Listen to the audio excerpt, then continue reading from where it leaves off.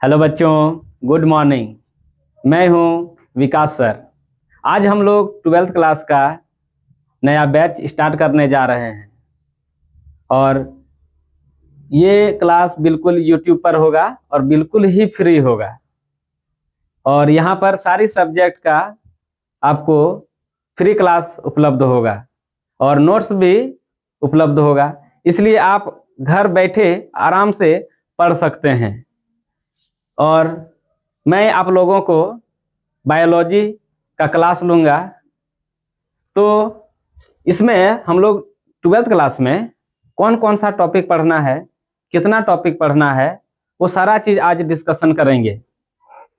तो देखिए, इसमें जो है टोटल 5 यूनिट है। इन 5 यूनिट में टोटल थ्योरी में 70 मार्क्स का क्वेश्चन आएगा और 30 मार्क्स प्रैक्टिकल का रहेगा। तो हम लोग आज सिलेबस का डिस्कशन कर लेते हैं यूनिट वाइज कि किसमें कितना क्वेश्चन आएगा, कितना मार्क्स का आएगा और हमें क्या क्या पढ़ना होगा। तो जैसे पहला यूनिट है, तो पहला यूनिट में जो है पहला चैप्टर है पुष्पीय पादपों में लैंगिक जनन। इसमें हम लोग देखेंगे कि पुष्प क्या है, पुष्प का रंग हरा ही लाल क्यों होता है, पीला क्यों होता है, पुष्प में कीट पतंग तितली क्यों आती है, फल का विकास कैसे होता है, इसमें परागन कैसे होता है, पुष्प में स्वपरागन कैसे होता है, कीट परागन कैसे होता है, इन सारी चीजों का इसमें हम लोग विस्तृत रूप से इसमें चर्चा करेंगे। दूसरा अध्याय है, चैप्टर है मानव जनन। इसमें मानव जनन है, इसमें हम लोग देखेंगे कि मानव जनन क्या है, कैसे होता है, इसमें शुक्राणु जनन क्या है, अंडाणु जनन क्या है, बहुत सारे इसमें हार्मोन के बारे में चर्चा करेंगे। और इसमें एग्जाम में बहुत ज्यादा प्रश्न भी आते हैं, बहुत अधिक, और ये बहुत ज्यादा इंपॉर्टेंट भी है। और नेक्स्ट चैप्टर है आपका जनन स्वास्थ्य। जनन स्वास्थ्य में क्या जरूरी है, अभी पढ़ने का क्या जरूरी है, इसको क्यों शामिल किया गया, क्योंकि स्वास्थ्य के प्रति इतना ज्यादा ध्यान नहीं दिया जा रहा है। तो सरकार का अभी बहुत सारा प्रोग्राम चलाया जा रहा है कि कैसे स्वस्थ रहे, कैसे ठीक से रहे। और जैसे कोई माता कोई शिशु को जन्म देती है तो कैसे ठीक रहेगी, वो शिशु भी ठीक रहे और वो माता भी ठीक रहे, उसको लेकर किस प्रकार से हमें जागरूकता रहना है, जागरूक रहना है। और हमारे आसपास जो रह रहे हैं जो लोग, उन लोगों को कैसे जागरूक करना है, इन सभी चीजों का चर्चा करना है और इसको हम लोग पढ़ेंगे हम लोग इस चैप्टर में। और ये जो यूनिट है ये 3 चैप्टर का है। इसमें ये 16 मार्क्स का क्वेश्चन आएगा, इससे 16 मार्क्स का क्वेश्चन आएगा। दूसरा यूनिट है हमारा, दूसरा यूनिट है आनुवांशिकी तथा विकास।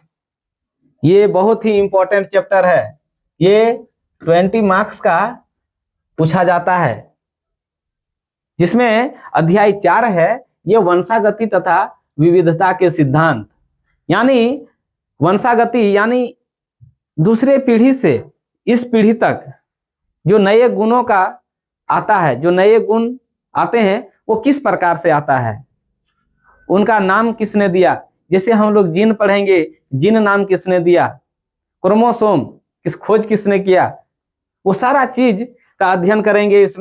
इसमें मेंडल के बारे में पढ़ेंगे, मेंडल ने मटर का पौधा में खोज किया, वो कौन थे, कहाँ के थे, इन्होंने मटर का पौधा को ही क्यों चुना, वो सारे चीजों का अध्ययन हम लोग इसमें करेंगे। और अध्याय 5 है, देखिए वंशागति के आणविक आधार। इसमें वंशागति यानी एक पीढ़ी से दूसरे पीढ़ी में जो गुण आ रहे हैं, कैसे आ रहे हैं, वो सूक्ष्मतम कण क्या है, इसमें देखेंगे डीएनए क्या है, आरएनए क्या है, डीएनए का निर्माण कैसे हुआ, वो कार्य क्या करता है, आरएनए क्या हुआ, वो कार्य क्या करता है, कितना प्रकार का होता है, आरएनए का काम क्या क्या होता है, वो सारे चीजों का अध्ययन हम लोग इस अध्याय चैप्टर 5 में करेंगे। और नेक्स्ट है विकास। इसमें हम लोग देखेंगे, आज हम लोग जैसे हम लोग कहते हैं कि हम लोग पहले बंदर थे और आज हम लोग मनुष्य हैं। बंदर का पूंछ है, हमारा पूंछ नहीं है, यानी उसका पूंछ क्या हुआ, उसका पूंछ अभी भी है और हमारा पूंछ गायब हो गया। ऐसा क्यों हुआ, क्या कारण है, वो सारे चीज हम लोग देखेंगे कि हमारा पूंछ यहाँ तक गायब कैसे हो गया, यहाँ तक आते आते, है ना। और नेक्स्ट यूनिट है 3, मानव कल्याण में जीव विज्ञान। मानव कल्याण में जीव विज्ञान, यानी इसमें देखेंगे मानव स्वास्थ्य तथा रोग। मानव स्वास्थ्य एवं रोग, स्वास्थ्य हम लोग कैसे रहेंगे और मानव को रोग क्यों हो जाता है।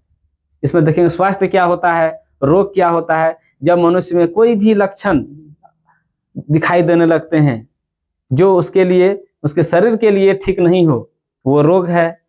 तो इसमें रोग देखेंगे कि कौन कौन सा रोग होता है, कौन सा संक्रामक रोग होता है, कौन सा असंक्रामक रोग होता है। मतलब क्या, कौन सा फैलता है। मान लिया जाए हम हैं और हम किसी को छू दिए और उसके कारण फैल गया, वो हो जाएगा संक्रामक रोग। और मान लिया जाए हम हैं, टच किए, टच करने से, छींकने से नहीं फैलता है, वो संक्रामक, असंक्रामक रोग। टच करने से फैल रहा है तो वो हो जाएगा आपका संक्रामक रोग, टच करने से नहीं फैल रहा है, असंक्रामक रोग। तो ऐसे कौन कौन सा रोग है, बहुत सारा। जैसे असंक्रामक रोग देखेंगे, संक्रामक रोग देखेंगे, है ना। इन सभी चीजों का अध्ययन करेंगे। जैसे एड्स का इसमें पढ़ेंगे, एड्स के प्रति अभी बहुत ज्यादा जागरूक अभियान चलाया जा रहा है सरकार के द्वारा, हमारा देश में भी बहुत ज्यादा फैलते जा रहा है। कैंसर के बारे में पढ़ेंगे, कैंसर भी अभी बहुत ज्यादा मात्रा में होने जा रहा है, क्या कारण है, इन सभी चीजों का अध्ययन करेंगे इसमें। और अध्याय 8 है मानव कल्याण में सूक्ष्म जीव, यानी जो सूक्ष्म जीव है जिसको हम लोग अपने नंगी आंखों के द्वारा नहीं देख सकते हैं, जिसको हम लोग केवल और केवल माइक्रोस्कोप यानी सूक्ष्मदर्शी की सहायता से ही अगर देखते हैं तो वो होगा, वो कहलाता है सूक्ष्म जीव। तो ये जो सूक्ष्म जीव है ये हमारा जीवन को किस प्रकार से लाभ पहुंचाता है। ये जो सूक्ष्म जीव है, जैसे हम लोग, एक दही है, दूध है, दूध को हम लोग दही बनाते हैं कैसे, तो उसको हम लोग छोटा सा जोरन डालते हैं, तब हम लोग वो दही में परिवर्तन करते हैं, है ना। दही में जब दही बनाते हैं उसको, तो फिर वैसे ही वो सारा फिर पारोटी भी बनाते हैं हम लोग। तो वो सारा चीज जो है सूक्ष्म जीव के कारण ही हम लोग बना पाते हैं। दूसरा है, नेक्स्ट चैप्टर है आपका, यूनिट है जैव प्रौद्योगिकी यानी बायो टेक्नोलॉजी। जैव प्रौद्योगिकी सिद्धांत व प्रक्रम, इसमें देखेंगे बायोटेक्नोलॉजी क्या है ना, और इसका कौन कौन सा सिद्धांत है और इसका प्रक्रिया क्या क्या है। जैसे जैव प्रौद्योगिकी क्या है, यानी हम लोग अपना कल्याण के लिए, यानी मनुष्यों के कल्याण के लिए जितनी भी सारी चीजों का निर्माण कर रहे हैं, है ना, वो किसकी सहायता से कर रहे हैं, बायोटेक्नोलॉजी यानी जैव प्रौद्योगिकी की सहायता से कर रहे हैं। जैसे हम लोग दही का निर्माण कर रहे थे, अगर हमको छोटा मात्रा में दही चाहिए तो हम लोग अपना घर में निर्माण करेंगे, बहुत ज्यादा मात्रा में चाहिए तो हम लोग उसके लिए जैव प्रौद्योगिकी का उपयोग करेंगे। अब आते हैं जैव प्रौद्योगिकी एवं उनके उपयोग कहाँ कहाँ किए हम लोग इसका उपयोग। तो हम लोग देखेंगे खाद्य निर्माण में करते हैं बहुत सारा, जैसे ये रेशम कीट के कीड़ों को मारने के लिए करते हैं, उसको पालने के लिए करते हैं, नया पौधा का निर्माण करने में करते हैं। अभी फिर देखिएगा कि एक पौधा होता है, एक पौधा में एक ही प्रकार का फल उत्पन्न होता है, लेकिन हम लोग देखेंगे कि उस पौधा में बहुत सारे प्रकार का फल निकल जाता है। वो किसके कारण हुआ? वो जैव प्रौद्योगिकी के कारण हुआ। और ये लगातार आज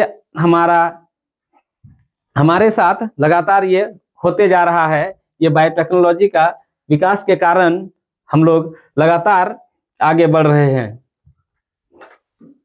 और देखिए नेक्स्ट यूनिट है यानी यूनिट 5 और लास्ट है ये पारिस्थितिकी। इसमें जीव और समष्टियां, इसमें हम लोग देखेंगे कि जीव क्या है, समष्टियां क्या है, इसमें इनका ग्रोथ कैसे हुआ, इनका संख्या कैसे बढ़ा, इन सभी चीजों का इसमें हम लोग अध्ययन करेंगे। और अध्याय 12 है पारितंत्र, यानी कोई छोटा सा जगह है और उस जगह पर कोई जीव पादप, हम लोग जैसे क्लास है यहाँ पर कुर्सी टेबल, ये सभी चीज एक जगह पर जो रह रहा है वो सभी पारितंत्र है ना। तो उसमें देखेंगे कौन कौन सा जीव सजीव है, कौन सा निर्जीव है। जैसे हम लोग कुर्सी का उदाहरण दिए, यहाँ कलम का उदाहरण दिए, ये सब क्या है, ये निर्जीव है। और सजीव जैसे हम लोग हैं तो हम लोग सजीव हुए। तो ठीक इन सभी चीजों का अध्ययन हम लोग इसमें करेंगे। और नेक्स्ट है अध्याय 13 जैव विविधता एवं संरक्षण, यानी जैव विविधता एवं संरक्षण। जैव विविधता क्या है? बहुत सारे जीव अभी हमारे देश में पाए जाते हैं इनका, और इतना अधिक मात्रा में जीव हैं और हमारा उसी दर से जनसंख्या भी बढ़ते जा रहा है, जिसके कारण आवास के लिए, भोजन के लिए पेड़ पौधा को काटते जा रहे हैं। तो उन जीवों को रखने के लिए, आवास के लिए उन्हें घर नहीं मिल पा रहा है, तो उनके लिए सरकार संरक्षण कर रही है। तो उनका संरक्षण हम किस प्रकार से कर रहे हैं? जैसे हम लोगों का अभी राज्य में आदिवासी समाज में एक जाहिर थान का निर्माण किया जा रहा है ना। तो वो भी एक संरक्षण करने का ही एक माध्यम है। हम लोग जैसे वो लोग महुआ पेड़ का पूजा करता है, तो महुआ पेड़ का संरक्षण हो रहा है। अगर वो संरक्षण नहीं करेंगे तो महुआ पेड़ लगभग खत्म हो जाएगा। तो ये इस चैप्टर में हम इन सभी चीजों का अध्ययन करेंगे। और यानी इसमें हम लोग देखे कि टोटल 70 नंबर का क्वेश्चन देखे। पहला यूनिट में हम लोग कितना 1 2 3 4 और 5, पहला यूनिट जो है, पहला यूनिट था 16 मार्क्स का, दूसरा यूनिट था 20 और 3 और 4 12 मार्क्स का है और 5 10 मार्क्स का है। तो आप पहला और दूसरा को देखिए, पहला और दूसरा यूनिट को देखिए, इसी से आपका 36 मार्क्स हो जा रहा है। पहला और दूसरा यूनिट से ही 36 मार्क्स हो जा रहा है, यानी 50% मार्क्स आप 2 यूनिट पढ़ के ही कंप्लीट कर सकते हैं। 50% मार्क्स आपका 2 ही यूनिट से हो जा रहा है। तो और इधर देखिए 3 यूनिट है और 3 यूनिट पढ़ेंगे तब हम लोग 50% मार्क्स लाएंगे। तो हम लोगों को किस प्रकार से पढ़ना है वो हम लोग बताएंगे। और ये आप हमारे साथ जुड़े रहिएगा। चलिए अब नेक्स्ट क्लास में हम लोग मिलेंगे। धन्यवाद।